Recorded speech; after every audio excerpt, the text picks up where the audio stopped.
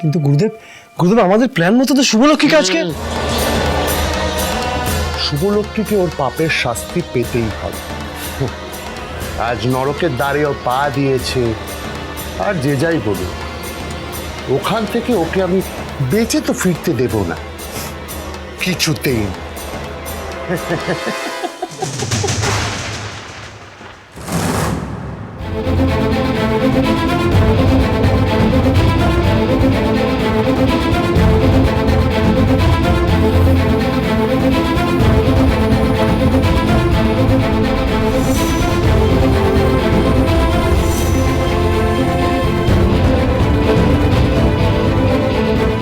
এ কি, আমি হাত পা নাড়াতে পারছি না কেন?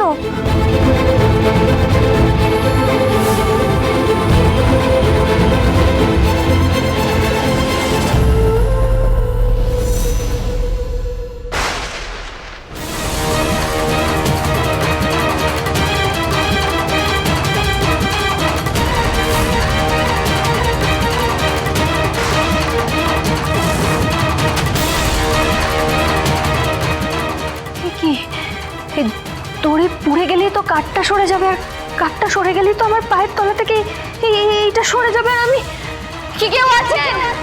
আমাকে খুলে দিন না, আমি আমি এখান থেকে বেরোতে চাই। কেউ আছেন? কেউ আছেন?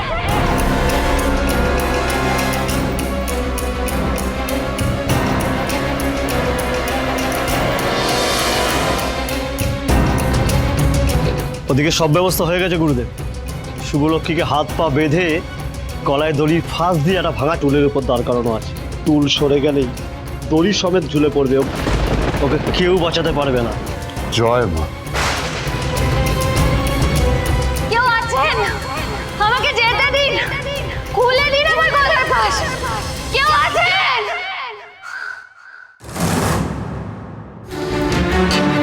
কেউ টেরও পাবে না শুভলক্ষ্মীকে ঝুলিয়ে দেওয়া হয়েছে।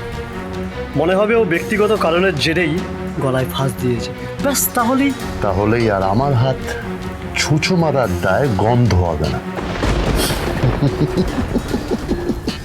হে ভগবান, আমাকে আমাকে যেতে দিন, আমাকে যেতে দিন এখান থেকে। কেউ আছেন? আমাকে যেতে দিন।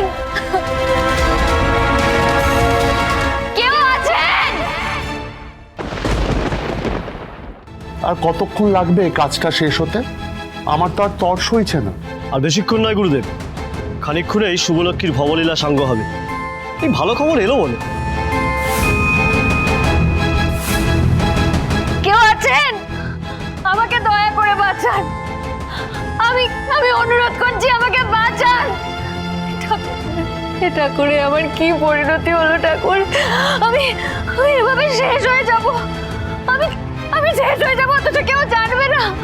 আমার আমার স্বামী, সন্তান, পরিবার, কাউকে আমি শেষ দেখা দেখতে পাবো না ঠাকুর।